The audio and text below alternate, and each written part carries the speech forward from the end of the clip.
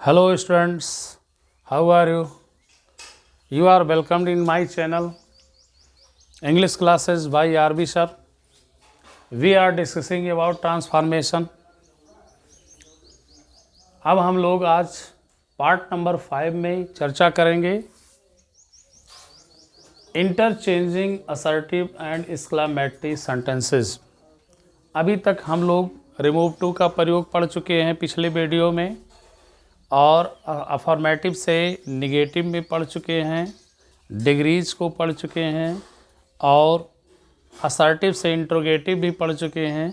अब हम लोग आज डिस्कस करेंगे असर्टिव और एक्सक्लेमेटरी सेंटेंस को किस तरीके से एक दूसरे में चेंज करेंगे और उसके सेंस सिमिलर होंगे तो उसका ट्रांसफॉर्मेशन बनेगा।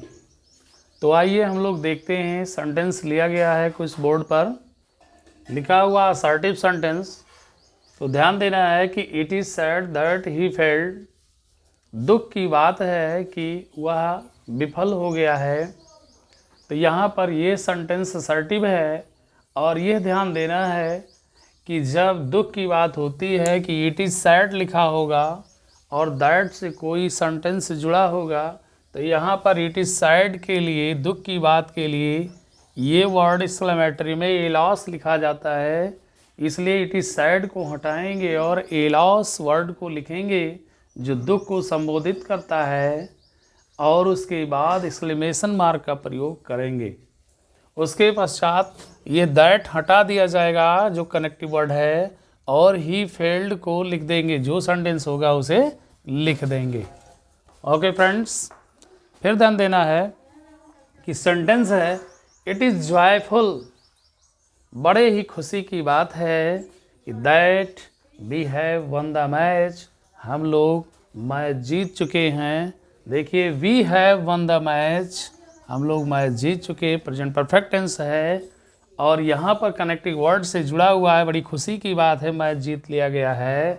तो यहाँ पर जो इट इज़ जॉयफुल लिखा गया है, इस खुशी को व्यक्त करने के लिए एक्सक्लेमेटरी सेंटेंस में एक वर्ड हुर्रे का प्रयोग करते हैं। ओके, तो यहाँ पर हुर्रे का प्रयोग कर लिया गया और एक्सक्लेमेशन मार्क लगा दिया गया।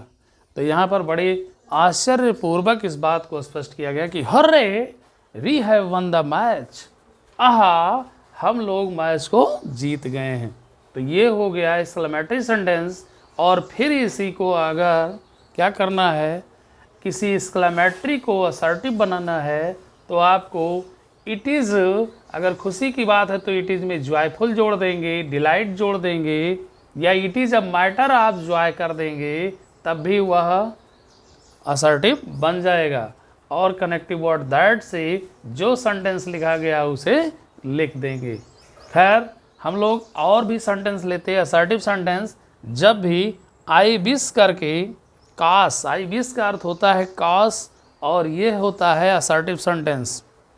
तो जब आई विश और कनेक्टिव वर्ड दैट हो, और उसके बाद में लिखा गया सेंटेंस कि आई वर अ किंग, मैं काश मैं राजा होता, अरे काश मैं राजा होता, I wish that I were a king.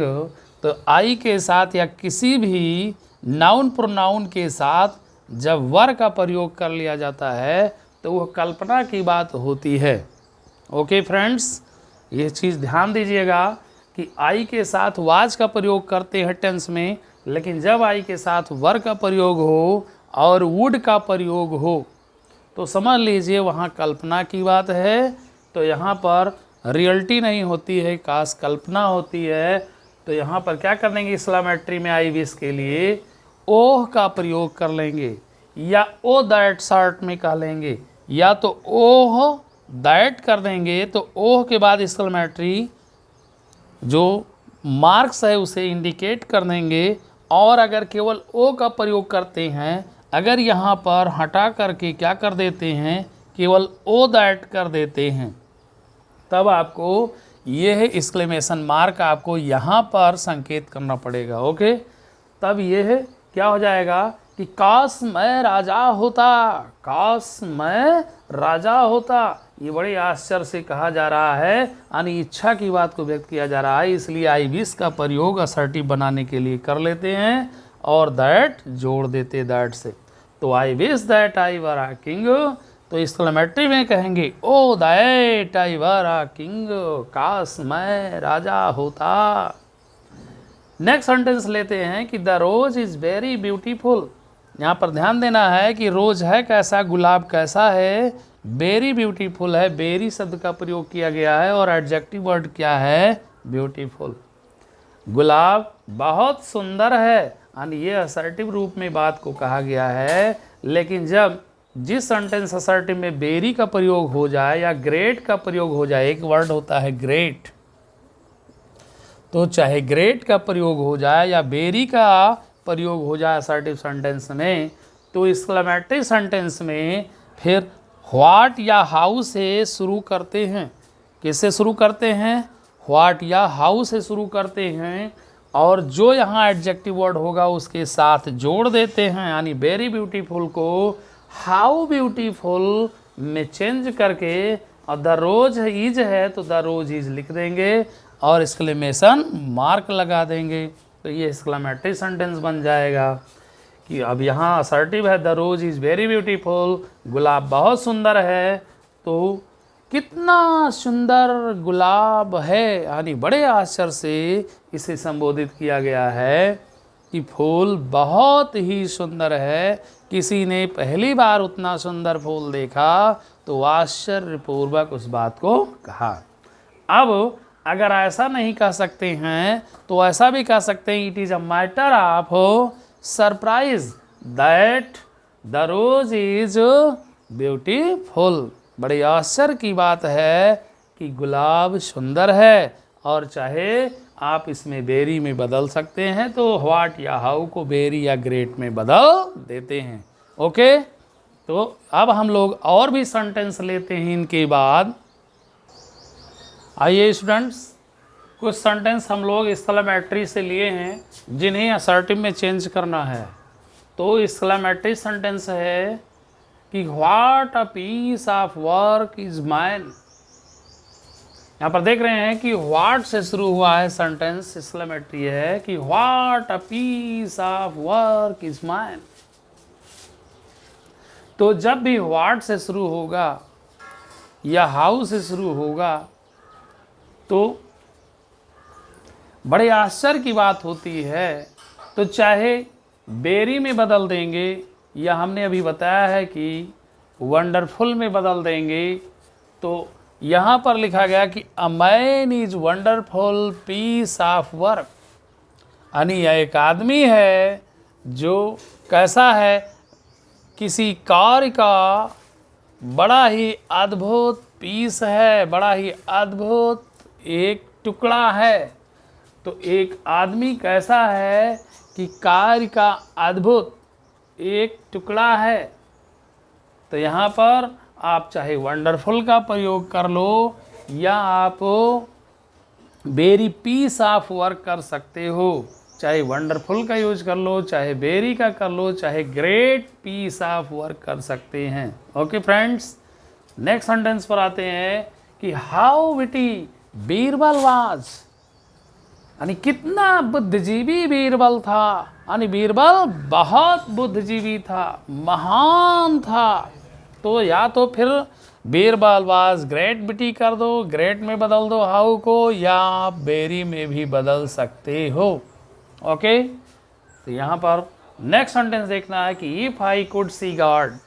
कभी कभी इफ से स्टार्ट हो जाता है, ओ से स्टार्ट हो जाता है, ओ दैट से स्टार्ट हो जाता है सेंटेंस एक्सक्लेमेटरी का, would say, might say, should say start हो जाता है और लास्ट में एक्सक्लेमेटरी मार्क लगा हुआ होता है। तो हमेशा इसे आई विश में चेंज कर लेना चाहिए, इफ़ को हटा करके और आई विश दैट लगा दीजिए।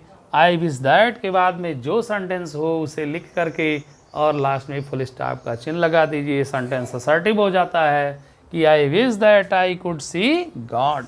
यहाँ पर क्या कहा गया कि काश मैं ईश्वर को देख सकता, काश मैं भगवान को देख सकता, यानी इसने क्या कहा कि I wish that I could see God. तो जब किसी एक्सक्लेमेटरी सेंटेंस को हम लोग पढ़ते हैं तो बड़े आश्चर्य से पढ़ते हैं, हाव भावपूर्ण पढ़ते हैं, लेकिन जब असर्टिव में चेंज कर लेते हैं तो उन्हें हम लोग बड़े ही सरल तरीके से पढ़ते हैं। ओके फ्रेंड्स, तो यह चीज़ को ध्यान देना है। लास्ट सेंटेंस में ब्रेवो वर्ड आया है एक्सक्लेमेटरी सेंटेंस में कि ब्रेवो, वाह, यानी किसी ने किसी की शाबाशी किया है। तो क्या लिखा गया? The players have won the match, खिलाड़ियों ने मैच को जीत लिया है। इस प्रकार उन खिलाड़ियों की प्रशंसा की जा रही है। अब आप या तो कहिए इट इज़ एडमायरेबल, या आप कहिए it is a matter of admire, यानी यह एक प्रशंसा की बात है। कैसा मैटर है? बात है, एक प्रशंसा की बात है। अब यहाँ आप एडमायर कर सकते हैं, अप्रिशिएट कर सकते हैं, या फिर प्रेज भी लिख सकते हैं। ओके फ्रेंड्स, और उसके बाद कनेक्टिव वर्ड दैट लगा करके जो सेंटेंस दिया गया उसे लिख करके फुल स्टॉप का प्रयोग कर देंगे। तो इस तरीके से हम लोग पढ़ रहे हैं interchanging assertive and exclamatory sentences. Assertive से एक्सक्लेमेटरी सेंटेंस बनाना और एक्सक्लेमेटरी से असर्टिव बनाना। ओके फ्रेंड्स, तो यदि ये सारी चीज़ समझ में आ रहे हैं तो मैं एक बार फिर कहूँगा आप सभी लोगों से कि लाइक, शेयर एंड सब्सक्राइब करते रहिए। Okay, thanks. अब इस पार्ट नंबर 5 के बाद पार्ट नंबर 6 में हम लोग अभी और भी चीज़ों को पढ़ेंगे, जैसे एक्टिव से पैसिव वॉइस में चेंज करना होता है, वर्ब से नाउन में, नाउन से वर्ब में, एडजेक्टिव से एडवर्ब में, एडवर्ब से एडजेक्टिव में चेंज करते हैं, तब भी वो ट्रांसफॉर्मेशन होता है, एक ही सेम निकलता है। और एक चैप्टर जो सेकंड चैप्टर इंटरमीडिएट का होता है, जो सिंथेसिस होता है, वो सिंथेसिस भी क्या होता है कि उसे सिंपल है, सिंपल से कॉम्प्लेक्स बनाना है, कॉम्प्लेक्स से कंपाउंड बनाना है, कंपाउंड से सिंपल में ट्रांसफ़र करना है। तो ये सारी चीज़ें भी ट्रांसफॉर्मेशन में आती हैं। तो इन चीज़ों का प्रयोग जब हम लोग सिंथेसिस की प्रक्रिया अच्छे से सीख लेंगे तब उसके बाद हम लोग इसके ट्रांसफॉर्मेशन को भी सीखेंगे। लेकिन अब अगले वीडियो में हम लोग एक्टिव एंड पैसिव वॉइस को विधिवत सीखेंगे और उनके रूल्स को भी सीखते चलेंगे इसी वक्त कि एक्टिव वॉइस से पैसिव वॉइस में किस तरीके से चेंज करें या पैसिव से एक्टिव में किस तरीके से चेंज करें। तो इन सारी चीज़ों को हम लोग नेक्स्ट पार्ट नंबर 6 में पढ़ेंगे। Okay, thanks.